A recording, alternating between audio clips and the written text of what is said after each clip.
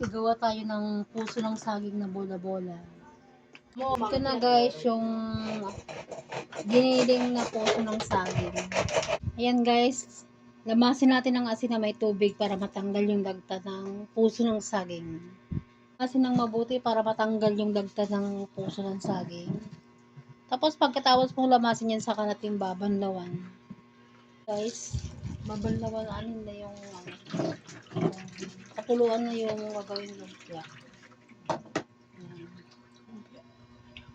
Bola-bola. Patuluan na yung gagawing bola-bolang puso ng saging. Ng isang itlog, batihin, ihalo sa gagawing bola-bola. Tapos, lagyan ng asin, betchin, konting pamintang durog.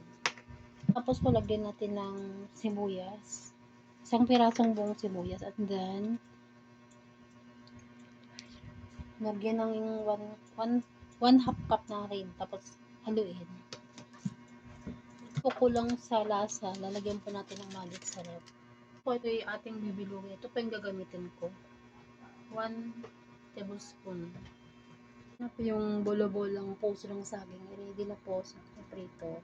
Ito na guys yung bolo-bolang puso ng saging.